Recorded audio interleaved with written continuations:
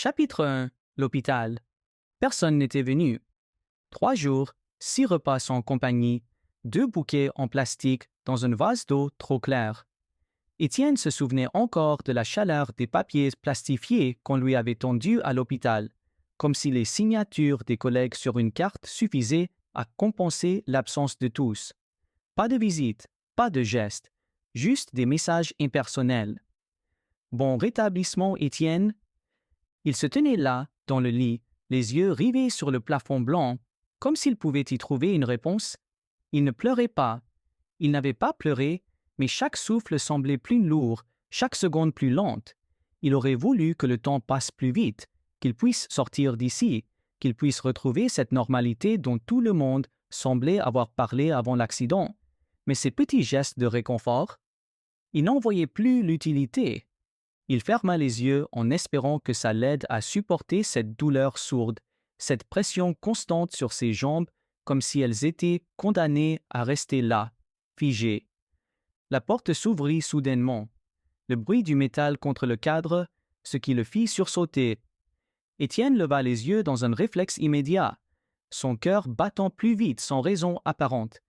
Il le reconnut immédiatement, le costume noir, les cheveux en bataille. Ce regard, cet air d'ennui fin, comme toujours. Et là, dans l'encadrement de la porte, la silhouette familière de Thomas. Étienne resta immobile. Il n'avait même pas eu le temps de réfléchir.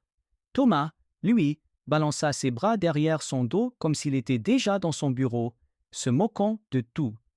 Puis, dans un ton qu'Étienne n'arrivait pas à cerner tout de suite, il lança « Comment ça va, l'idiot ?» La réplique le fit d'abord tressaillir, un éclat de surprise dans son regard. Étienne cligna des yeux, presque comme s'il s'était perdu dans la question. Comment osait-il? Mais aussi, pourquoi ça ne le choquait pas autant qu'il l'aurait cru? Il resta là, le regard figé sur Thomas, cherchant des réponses dans cette pièce qu'il connaissait par cœur, mais qui, aujourd'hui, semblait tout à fait étrangère. La froideur de l'hôpital, le bourdonnement de l'air conditionné, l'odeur d'alcool et de médicaments, et puis Thomas, là, comme un mirage dans ce chaos, aussi insupportable qu'inattendu. Thomas se déplaça, se dirigeant sans gêne vers la table de nuit, où il posa un sachet de bonbons avec un bruit sec. Il ne semblait pas gêné par le silence qui s'était installé. Et Étienne, lui, se retrouvait dans une confusion totale. Pourquoi était-il là? T'as l'air en forme pour quelqu'un qui s'est transformé en crêpe sur l'autoroute. Il jeta un coup d'œil au rideau, tira un peu sur les rideaux sans raison, comme si ce geste pouvait calmer l'atmosphère. Étienne ne réagit pas tout de suite. Il fixa Thomas, son esprit en ébullition.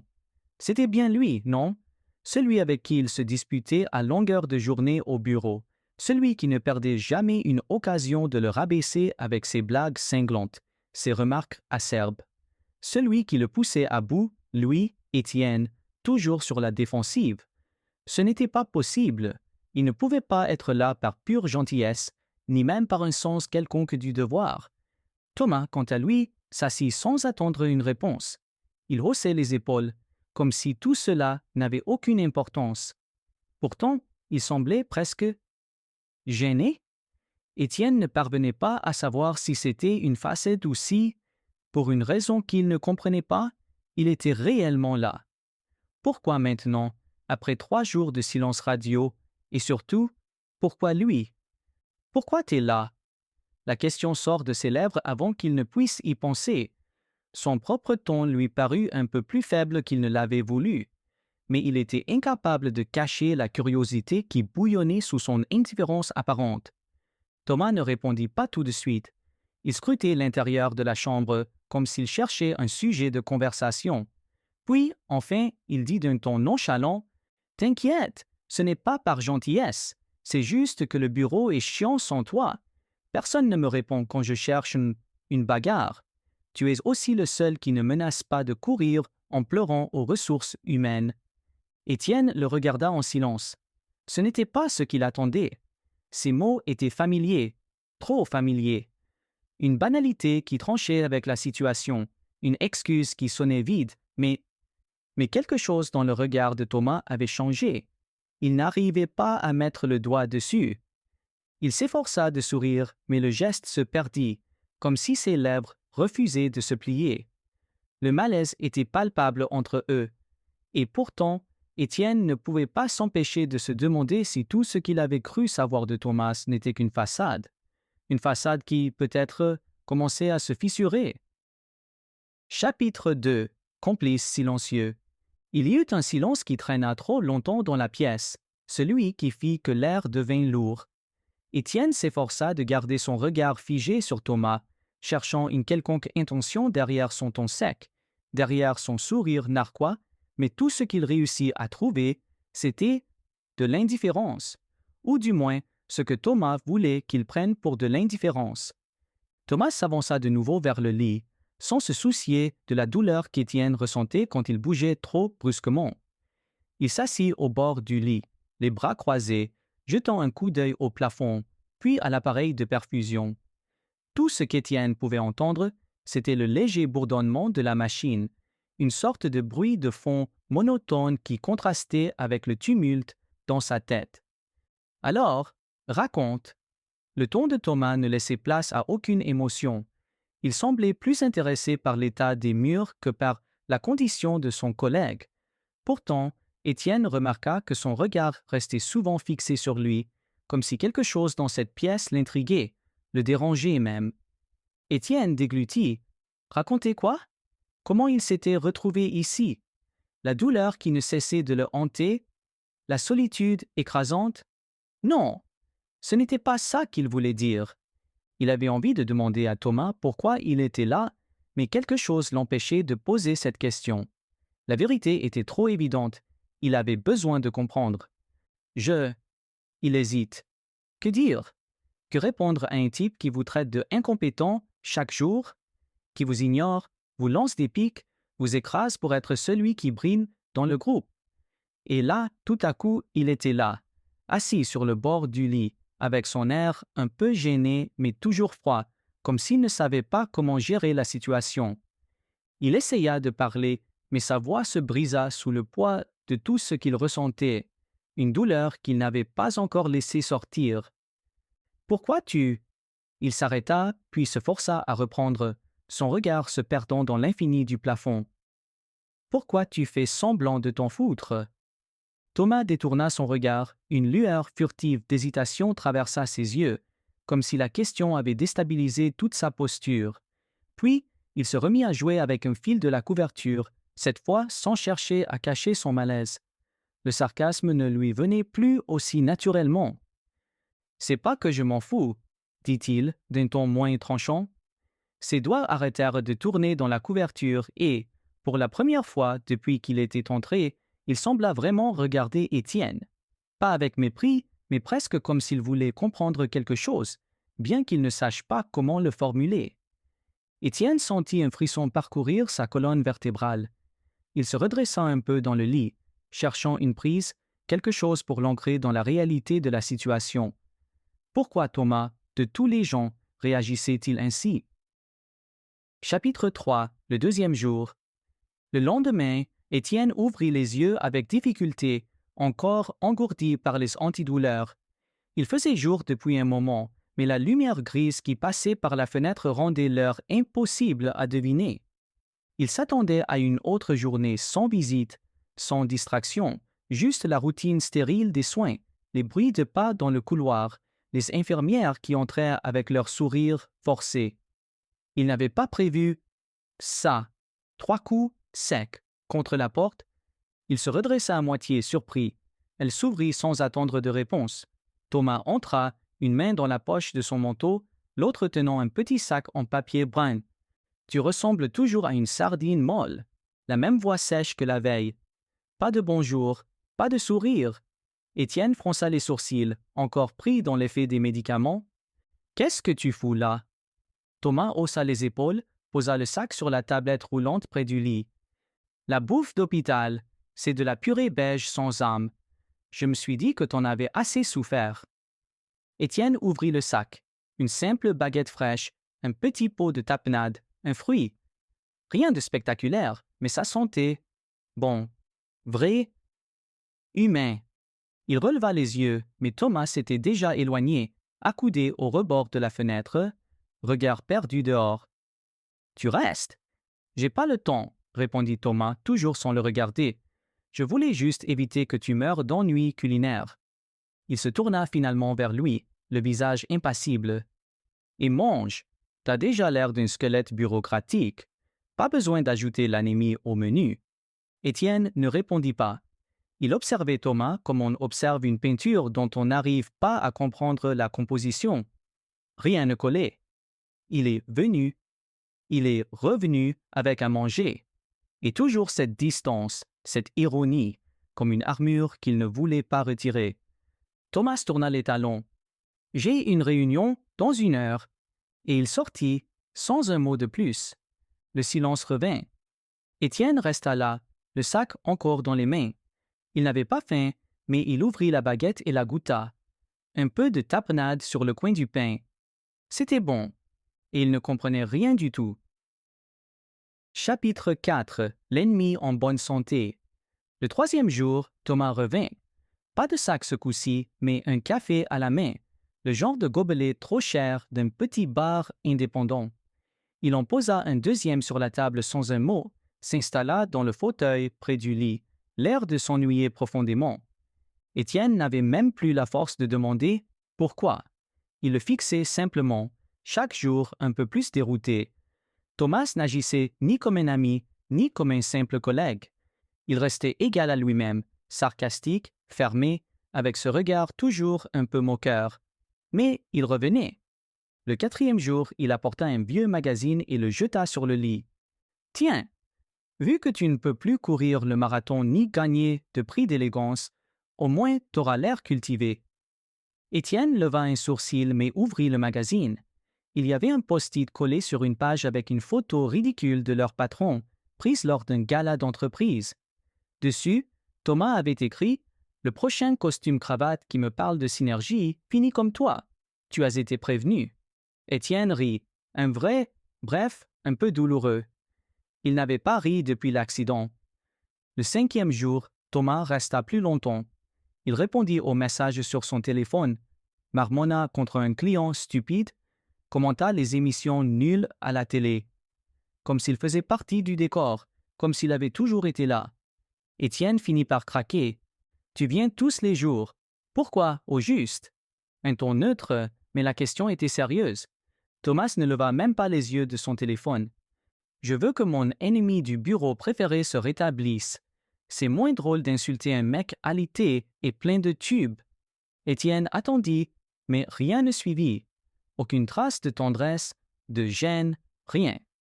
Juste cette excuse bancale lancée comme une blague, et pourtant trop répétée pour être seulement une blague. Mais quelque chose dans le ton, dans le fait qu'il restait toujours un peu plus tard, qu'il apportait parfois des choses sans importance, le trahissait. Le 6e jour, il resta jusqu'à ce qu'Étienne s'endorme, et il ne partit pas tout de suite. Il regarda l'écran du moniteur cardiaque, puis le visage d'Étienne, fatigué, marqué, mais vivant.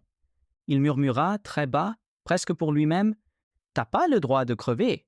J'ai pas encore fini de t'en engueuler. » Thomas se redressa et ajusta doucement la couverture sur Étienne, et il s'en alla. Chapitre 5. Une minuscule fissure. Le 7e jour, Étienne avait décidé d'attendre, voir s'il venait. Ne rien dire, ne rien supposer. Il n'eut pas besoin d'attendre longtemps. À 10 heures précises, Thomas entra, comme si c'était une réunion qu'il détestait mais à laquelle il ne pouvait pas manquer. Il portait 2 cafés encore fumants et cette fois, un sac de viennoiserie. « T'as l'air moins mort que d'habitude », lança-t-il en posant tout sur la table. « Peut-être que t'es juste paresseux, en fait. » Étienne haussa les sourcils. « Tu te lèves tous les matins pour m'insulter avec un croissant à la main? Et encore, c'est toi qui gagnes. Je dois supporter ta tête déprimée dès le lever du soleil. » Ils mangèrent, sans se regarder, en silence, jusqu'à ce qu'Étienne rompe l'accalmie. « Tu sais que les autres du bureau n'ont même pas envoyé un message? » Un silence, puis Thomas répondit, la voix plus basse que d'habitude. « Ils sont lâches, ils regardaient droit devant lui. Ou bien ils s'en foutent, C'est pas mieux. Étienne s'attarda sur son visage. La moquerie habituelle avait disparu. Il avait l'air sincère, fatigué. Il ne jouait plus. Et toi? Quoi, moi? Étienne ne savait même pas ce qu'il voulait vraiment demander. Et toi, tu t'en fous? Et toi, pourquoi tu viens vraiment? Mais il se contenta de pourquoi ça te touche? Thomas reprit une gorgée de café comme si ça pouvait l'aider à ne pas répondre. Puis il haussa les épaules, l'air agacé, parce que tu mérites mieux que leur gentillesse d'ascenseur, même si t'es un emmerdeur. Un silence, puis et je suis le seul à avoir le droit de te détester. C'est mon rôle, pas le leur. Une tentative de ramener la froideur, mais le ton avait changé. Moins piquant, presque protecteur. Étienne ne dit rien, mais son regard resta posé un peu plus longtemps sur lui. Quand Thomas partit ce jour-là, il oublia sa tasse vide sur la table. Étienne la regarda immobile, comme si elle était une preuve de quelque chose qu'il n'arrivait pas encore à nommer. Chapitre 6. Mauvaise nouvelle. Le 9e jour, Thomas entra comme d'habitude, 2 cafés en main, des écouteurs autour du cou, l'air déjà fatigué du monde. Il referma la porte d'un geste du pied, balança son sac sur la chaise, puis il s'arrêta. Étienne ne l'avait pas vu entrer. Il regardait par la fenêtre, immobile, les joues humides, les yeux rouges. Thomas resta figé une seconde, comme surpris d'être témoin d'un moment qu'il n'était pas censé voir. Puis il avança lentement. « Tu pleures ?» Un ton qui se voulait neutre, mais il n'y avait pas de moquerie dedans. Juste une vraie question. Étienne essuya rapidement son visage avec la manche de son pyjama. « Non, t'as la gueule d'un oignon coupé. Allez, qu'est-ce qui se passe ?» Étienne resta silencieux un instant, puis tendit un papier froissé que l'infirmière lui avait apporté plus tôt. Thomas s'en saisit et le parcourut. Son regard devint noir. « Ils t'ont viré. J'ai pas pu venir. Je ne peux même pas bouger mes jambes.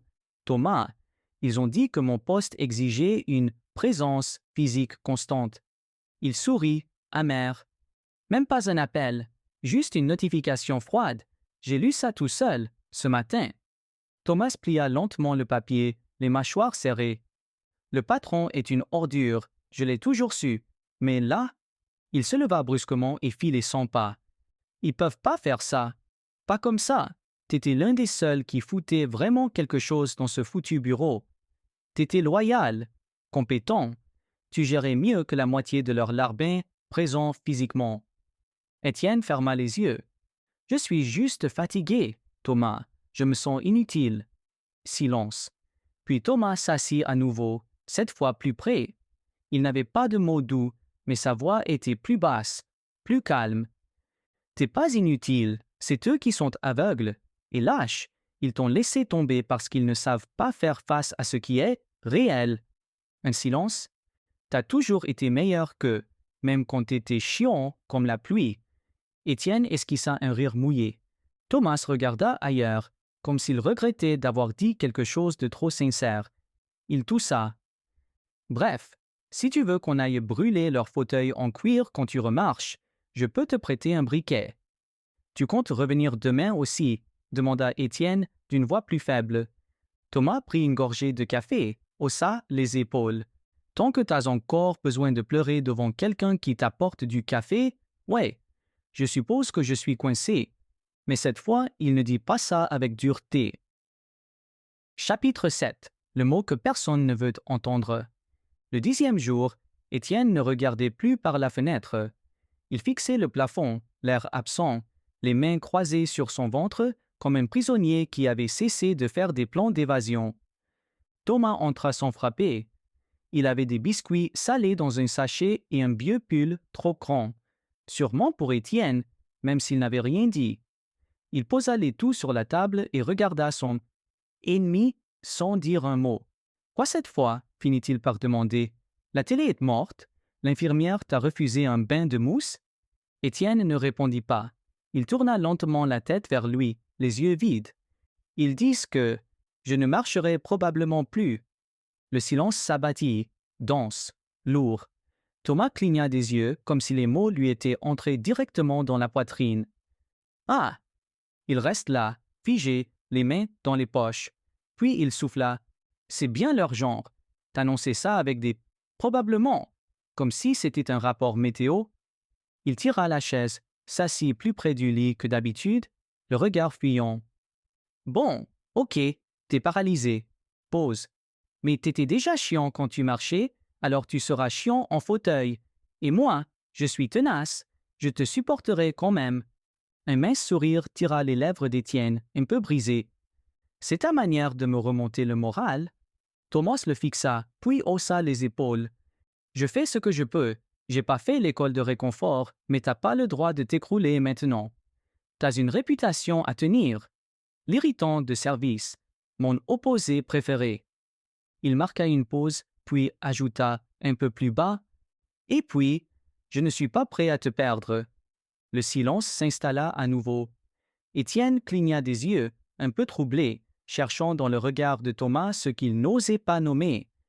Mais Thomas détourna la tête, fit claquer la langue, reprit sa voix grinçante. « Alors tu vas faire quoi? Bouder dans ton lit pendant 6 mois? » Je pensais peut-être pleurer encore un peu. « Ok, mais après ça, tu te reprends. Parce que si t'abandonnes, je te jure que je reviens tous les jours et je te lis des discours de motivation tirés de LinkedIn jusqu'à ce que tu hurles. » Étienne rit, doucement, mais avec les larmes encore au coin des yeux. Et Thomas, pour la première fois, ne chercha pas à fuir ce rire-là. Chapitre 8. La proposition. Le 14e jour, Étienne reçut la confirmation qu'il pourrait quitter l'hôpital à la fin de la semaine. « Mais vous aurez besoin d'aide, monsieur Belle-Rose, » dit l'infirmière en consultant son dossier. « Au moins pour les premières semaines. Quelqu'un pour vous aider à vous transférer, à cuisiner, à adapter l'espace. » Étienne hocha la tête sans enthousiasme. L'idée de rentrer chez lui ne l'excitait pas. Chez lui, il y aurait le silence, l'absence, la chaise vide, les escaliers qu'il ne monterait plus. « Je peux vous recommander un service, » ajouta-t-elle, « ou vous pouvez désigner quelqu'un de votre entourage, un ami, un membre de la famille. » Étienne ne répondit pas. Il ne savait pas qui aurait envie, qui le supporterait. Le lendemain matin, alors qu'il finissait de replier les vêtements qu'on lui avait apportés, Thomas entra, comme d'habitude, les mains pleines de café et d'un sac trop gros pour être juste une collation. Il déposa tout sur la table et lança sans préambule. « Quelqu'un m'avait dit que tu avais besoin d'un sauveur héroïque. T'as pas besoin de leur service à 2 balles. Je vais t'aider. » Étienne leva les yeux, étonné. « Quoi? » Thomas s'assit sur le bord du lit, le ton toujours neutre, presque agacé. « Tu ne vas pas payer quelqu'un pour venir te regarder galérer à mettre une chemise. Et je te fais pas assez confiance pour ne pas te tuer en essayant d'atteindre une étagère trop haute. Et toi, tu me fais confiance? Peut-être? Non. Mais au moins, si tu te casses quelque chose, je serai là pour dire que c'était pas ma faute. » Étienne le fixa un instant. C'était dit sans chaleur, mais le regard de Thomas ne fuyait pas. Pas cette fois. « Pourquoi tu fais ça? » Thomas haussa les épaules. « Parce que t'es un incapable, et j'ai besoin de quelqu'un à insulter au quotidien, sinon je m'atrophie. » Un silence s'installa. Étienne ne souriait pas. Il observait en silence ce visage qu'il croyait connaître. Et pourtant, là, il voyait autre chose. Une ombre de soin, d'angoisse contenue. « Merci, » dit-il doucement. Thomas fit un bruit de gorge comme si ce mot l'avait pris par surprise. Il détourna les yeux. « T'as intérêt à pas chialer. Je ne suis pas payé pour gérer les larmes. T'es même pas payé tout court. Et pourtant je me ramène avec du café tous les jours. T'as de la chance d'être si insupportable. » Étienne rit, mais il y avait un peu de rouge au coin de ses yeux. Thomas ne bougea pas, cette fois. Il resta là, à portée, sans rien dire de plus. Et c'était déjà beaucoup. Chapitre 9. La cuisine bancale et les vérités masquées. Le fauteuil roulait sans bruit sur le parquet. Étienne entra dans son appartement comme on entre dans une pièce de théâtre dont on ne connaît plus le texte. Tout lui semblait plus étroit, plus haut, comme si le monde entier avait grandi pendant son absence. « Bon, on dirait que personne t'a cambriolé. Je suis un peu déçu lança Thomas en déposant les sacs à l'entrée. Ça aurait donné un peu de caractère à l'endroit. Étienne l'ignora. Il roulait lentement vers la cuisine, observant ses propres meubles comme s'ils appartenaient à quelqu'un d'autre. « Tu veux que je fasse un tour du propriétaire ?» demanda Thomas. « Ou t'as encore assez de neurones pour te souvenir où est le frigo ?» Mais son ton n'était pas aussi dur qu'avant. Il était plus moelleux, usé, comme une blague qu'on fait en espérant qu'elle cache autre chose. Et puis Thomas vit quelque chose, un petit cadre photo sur l'étagère, tordu, poussiéreux. Il le redressa sans commentaire. « Tu faisais la cuisine ici avant ?» demanda-t-il. « Ouais, enfin, je commandais souvent. » Thomas sourit malgré lui. « Heureusement, sinon tu serais mort depuis longtemps. » Il ouvrit un placard, inspecta les provisions. Puis, dans un élan qu'il ne sembla pas contrôler, il rit doucement en touchant une boîte de pâtes. « T'as encore ces nouilles ridicules. T'aimes ça, hein? » Pause. « Enfin, t'as pas de goût. » Étienne tourna la tête vers lui. « Tu viens de rire, presque gentiment. Quoi? Tu viens de te rappeler un détail de ma vie, de le commenter, de sourire, et ensuite tu l'as ruiné avec une insulte mal collée. » Thomas ferma violemment le placard. « Je dis juste que ton appartement est une capsule temporelle du mauvais goût. Faut vraiment qu'on nettoie. On dirait que t'as engagé une équipe de décorateurs aveugles. » Étienne ne répondit pas. Il avait un petit sourire, presque tendre. Thomas se retourna, fronça les sourcils. « Quoi? »« Rien. Tu fais très bien semblant. »« Je fais semblant de quoi? »« D'être un connard. » Thomas ouvrit la bouche, la referma, puis claqua la langue. « Tu veux des pâtes ou pas ?» Étienne rit, le genre de rire qui ne vient pas de l'humour, mais de la reconnaissance. Thomas se retourna vers la cuisine, et dans son dos, Étienne murmura « Merci d'être là ». Et cette fois, Thomas ne fit aucune remarque. Il se contenta de faire bouillir l'eau. Chapitre 10. Le thé oublié. Le matin était encore pâle quand Étienne roula lentement vers la cuisine. Il pensait être seul. Thomas avait sûrement pris ses affaires et fui dès l'aube, comme tout homme normal l'aurait fait après avoir offert sa gentillesse forcée pour un jour. Mais la bouilloire sifflait déjà. « T'as dormi ici ?» demanda Étienne en haussant un sourcil. Thomas, assis par terre contre le canapé, releva la tête, les cheveux en bataille et un air trop grognon pour être totalement sincère. « Je me suis endormi devant un documentaire pourri sur les pharaons. Ton canapé est un instrument de torture. Bravo. » Étienne fronça les sourcils. « Tu peux partir, hein? »« Ah bon? J'avais cru que j'étais en mission humanitaire. » Il se leva avec un grognement, étira les bras, puis, sans le regarder directement, demanda « Tu prends quoi le matin? »« Thé. Sucré. » Thomas ouvrit une boîte, en sortit un sachet avec lenteur. Il avait l'air de chercher quelque chose dans les mouvements simples. Étienne le regardait en silence. Il voyait ses gestes un peu maladroits, le fait qu'il mélangeait le sucre 2 secondes de trop. Il le voyait essayer sous le masque du sarcasme. Quand Thomas déposa la tasse devant lui, il détourna les yeux comme s'il regrettait déjà. « T'as intérêt à le boire. C'est la première fois que je prépare un truc pour quelqu'un d'aussi inutile que toi. » Étienne prit une gorgée, sourit doucement. « Il est bon. Évidemment, c'est moi. » Silence.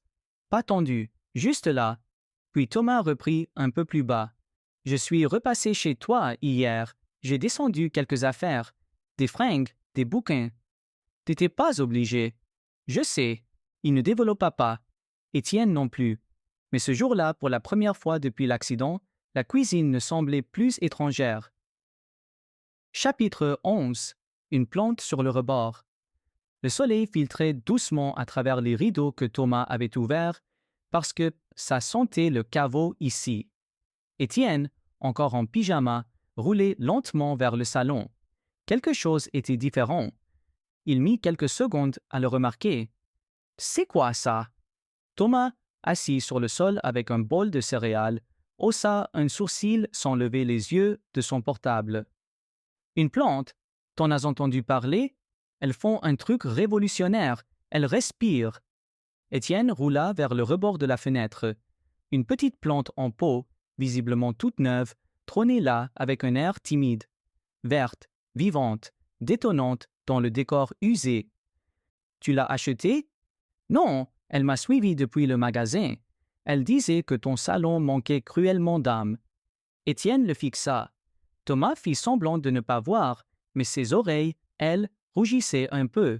« Tu me ramènes des plantes maintenant? »« Détends-toi, c'est pas une bague. C'est juste une distraction pour que t'arrêtes de contempler ton plafond comme un poète maudit. » Un silence suivit. Puis Étienne glissa une remarque. « Elle est jolie. » Thomas grogna. « T'as déjà vu une plante moche? » Étienne esquissa un sourire. « Oui, celle qu'il y avait dans le bureau. Elle était presque aussi méchante que toi. » Thomas répondit avec un rictus amusé, pas tout à fait moqueur. « T'inquiète, je suis irremplaçable. » Un moment passa. Étienne observait la lumière tomber sur la plante et, étrangement, ça le réchauffait un peu. Et sans qu'aucun des deux ne le dise à voix haute, ce jour-là, l'appartement commença à respirer. Chapitre 12. Presque supportable. Le plat fumait encore sur la petite table basse, une omelette un peu trop dorée et des tranches de pain grillées à moitié carbonisées. Étienne le regardait avec des yeux ronds. « Tu l'as fait, toi-même? »« Non, un chef étoilé s'est introduit chez nous à l'aube, a fouillé ton frigo vide et a eu une révélation divine devant 3 œufs et du vieux pain. » Thomas déposa l'assiette devant lui, puis s'installa en tailleur sur le sol, comme à son habitude. « Mange, ou je le fais moi-même et j'ai pas honte. » Étienne prit une bouchée. C'était pas mauvais. En fait, c'était bien. Pas dans le sens délicieux, mais dans le sens quelqu'un l'a fait pour moi sans y être obligé. Ce genre de goût avait sa propre saveur. « Tu t'améliores. Tu sais que ça me fait un peu peur? » Thomas grimaça. « T'excite pas. C'est juste que tu deviens peut-être un tout petit peu plus supportable que j'ai originellement pensé. » Étienne haussa un sourcil. C'était un compliment? C'était une observation scientifique. Je suis un homme de rigueur. Il prit une gorgée de son café, détourna le regard, puis ajouta après un battement « Mais t'habitues pas trop à ça. Je pourrais redevenir infect à tout moment. C'est dans ma nature. » Étienne rit, un vrai rire cette fois, avec des rides au coin des yeux. Je prends le risque. Un silence, mais pas celui qui fait mal, celui qu'on laisse vivre. Thomas fixait sa tasse, pensif. Tu sais, cet appartement, il est moins chiant quand il y a un peu de bruit, même si c'est juste toi qui fais des commentaires débiles sur la cuisson. On progresse alors. Peut-être qu'un jour tu m'appelleras par mon prénom sans me mordre la langue. Thomas répondit sans relever la tête. Peut-être. Et ce peut-être, dans sa bouche, était presque une promesse. Chapitre 13. Mauvais joueur, ou presque.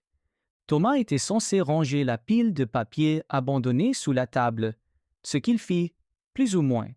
En vérité, il passa 20 bonnes minutes à ouvrir chaque tiroir comme s'il fouillait les archives nationales.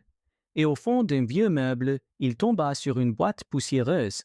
Il souffla dessus. Stratégique. Il plissa les yeux, puis tourna la tête vers Étienne qui lisait sur le canapé, son fauteuil garé à côté comme une voiture de luxe en pose. « T'es prêt à te faire humilier? »« Pardon ?» Thomas leva la boîte comme un trophée de guerre. « Je t'explique. On va jouer à ce jeu, et quand tu perdras, tu comprendras enfin que ton ego est bien trop grand pour la réalité. Tu veux jouer? Non, je veux te regarder t'effondrer quand je te battrai. C'est une nuance importante. » Étienne le fixa, suspicieux. « Tu veux juste jouer, en fait. Ferme-la et installe-toi. C'est ton destin. » Ils mirent un ton fou à installer le plateau. Thomas lut les règles à haute voix avec un sérieux démesuré, comme s'il lisait un traité de paix.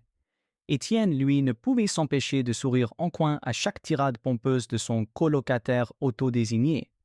Le jeu commença dans une ambiance de moquerie joyeuse, avec Thomas exagérant chaque mouvement. Roi noir en E4, tremble, infidèle. C'est pas les échecs. Ton ignorance ne fait que précipiter ta chute. Ils rirent, sincèrement, sans retenue. Et pour la première fois, ce n'était pas étrange, pas gênant, pas masqué. Après la troisième manche, qu'Étienne gagna de justesse, Thomas croisa les bras, faussement vexé. Coup de chance, on rejoue demain, j'ai un honneur à laver. J'aime bien ce Thomas-là. Tu devrais le laisser sortir plus souvent. Thomas leva un sourcil, s'appuya contre le canapé et répondit sans le regarder. Peut-être que ce Thomas-là aime bien perdre parfois. Un silence, léger, doux. Puis il se leva brusquement. Bon, je vais brûler ce jeu. Lâche, injuste, nuancé. Ils rirent encore, et dans la pièce il y avait plus qu'un jeu, il y avait quelque chose de fragile en train de naître. Chapitre 14. Le lendemain, la revanche. Attends, quoi? Thomas fixait le plateau avec l'air de quelqu'un à qui on venait de révéler qu'il n'était pas le protagoniste principal de sa propre vie. Tu as gagné? Étienne se laissa tomber contre le dossier du fauteuil, les bras levés comme un boxeur victorieux. Victoire écrasante. Tu veux que je te signe ton certificat de défaite? Thomas ne répondait pas. Il restait figé devant le plateau, la bouche entr'ouverte. Tu vas bien? T'as l'air de vivre une crise existentielle. J'ai été trahi par le destin, par les règles, par la stratégie elle-même, ou peut-être par ton ego. Probablement ça, ouais. Ils rirent ensemble, encore une fois, mais cette fois il y avait dans l'air une tension qui n'était pas là la veille. Une forme de joie douce mais fragile, comme si quelque chose avait glissé d'un degré vers un autre genre d'intimité. Ils commencèrent à ranger le jeu, ramassant les pions, les cartes, les dés. Leur conversation ralentissait, remplacée par un calme presque cérémoniel. Étienne tenait la boîte, et Thomas les dernières pièces.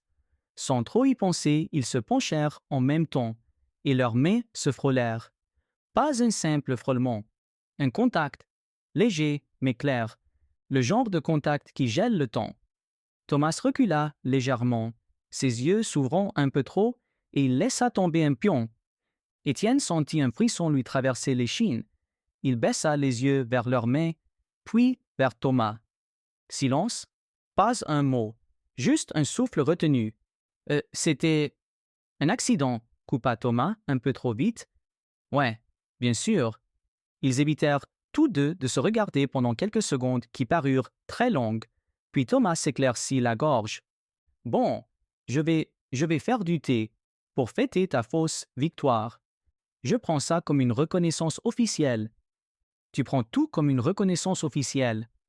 Thomas tourna les talons et s'éloigna dans la cuisine, mais pas sans jeter un coup d'œil rapide, trop rapide, par-dessus son épaule.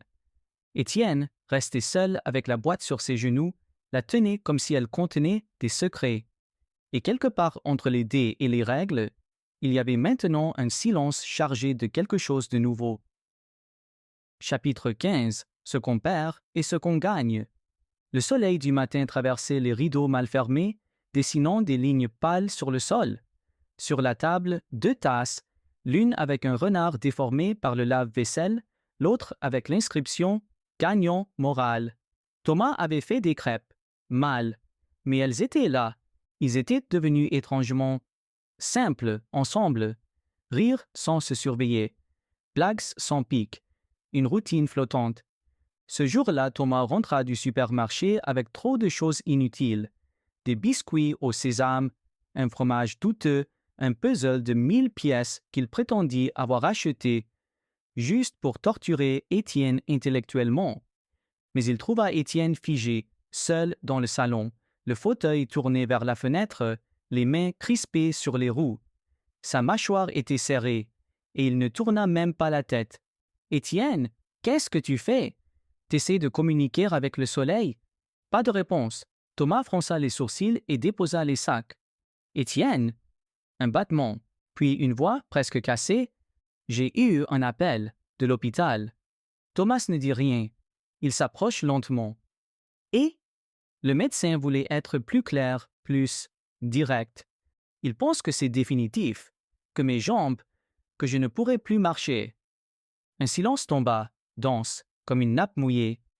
Étienne détourna le regard, ses yeux brillants mais secs. « Je ne sais pas pourquoi ça me frappe, maintenant.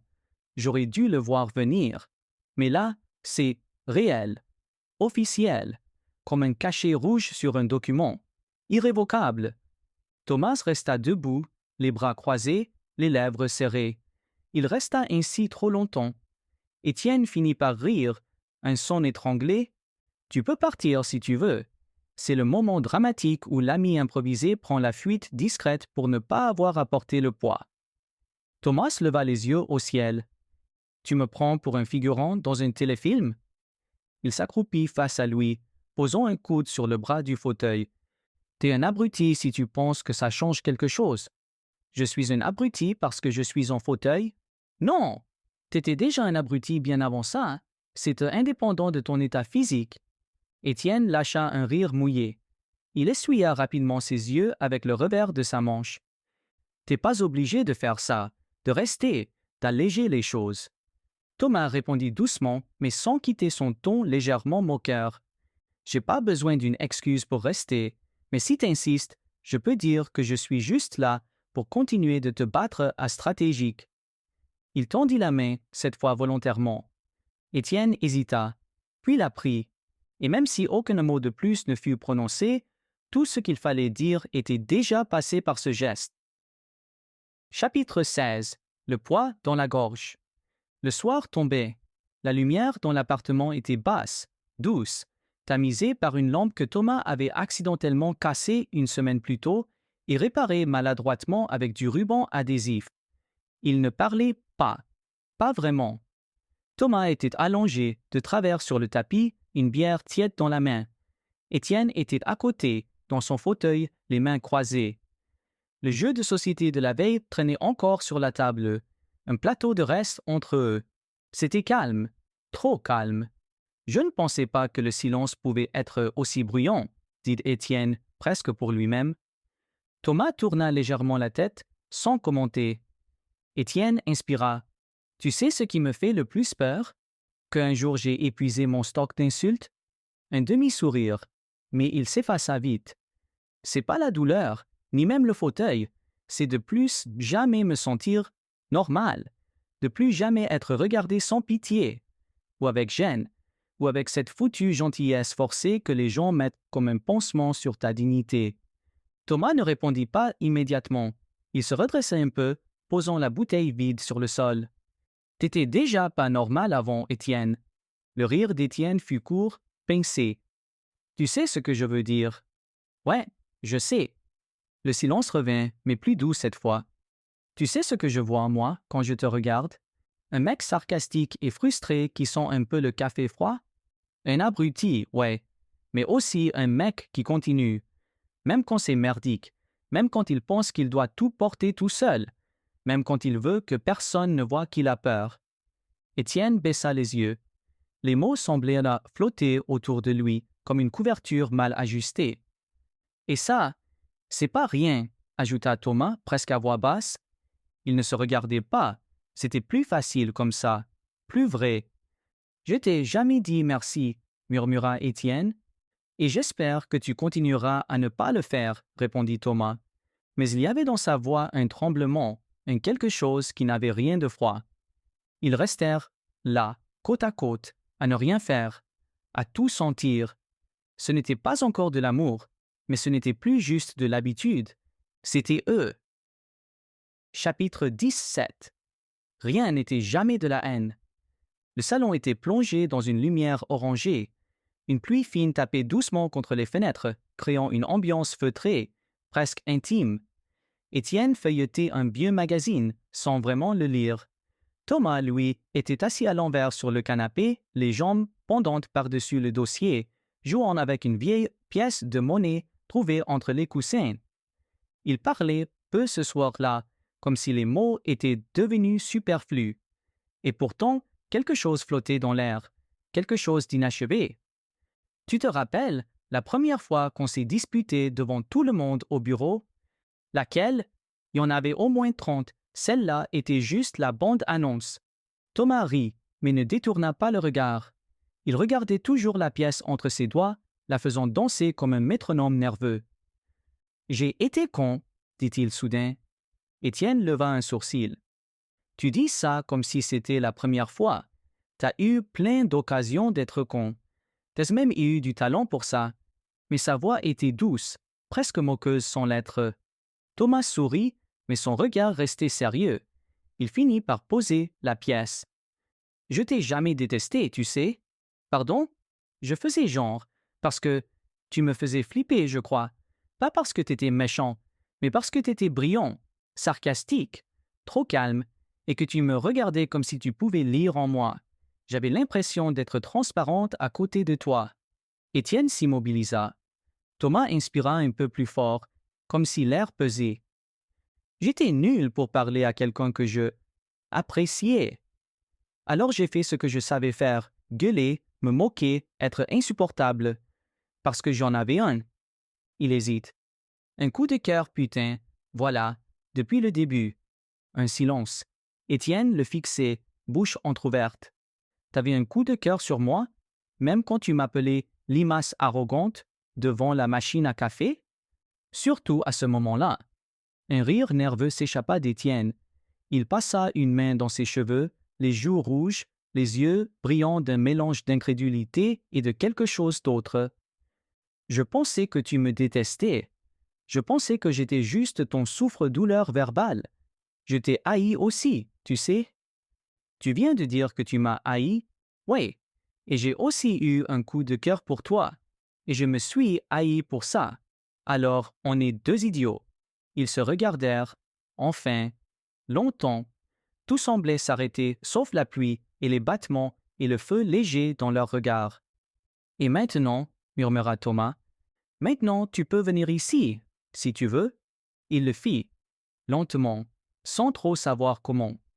Juste un genou sur le fauteuil, une main sur l'accoudoir, puis leur front contre front, maladroit, doux, trop proche et pas encore assez. Ils n'avaient pas besoin d'un baiser, pas encore, mais tout y était. Chapitre 18, dernière scène. Juste comme ça, le silence entre eux n'était plus pesant, il était plein, rassurant, comme un drap chaud tiré sur un lit fraîchement fait. Thomas, toujours près d'Étienne, n'avait pas bougé, Étienne non plus. Leur regard ne fuyait plus. Tu sais, dit Thomas, la voix plus calme qu'elle ne l'avait jamais été, t'as vraiment une tête à faire des conneries dans le cœur des gens.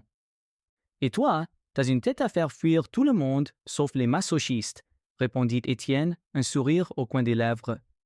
Un battement. Deux. Puis leurs visages se rapprochèrent. Pas brusquement, pas théâtralement, comme une évidence qui avait juste attendu son moment. Le baiser fut court, mais il ne laissait aucun doute. Quand ils se reculèrent, Thomas avait les joues rouges et Étienne souriait, mi-victorieux, mi-étonné. « Tu restes un idiot, » souffla Étienne. « Toi aussi, » répondit Thomas en haussant les épaules, « mais au moins, je suis ton idiot maintenant. » Et quelque part, entre un rire discret et un soupir de soulagement, la lumière de la pièce sembla un peu plus chaude. Final.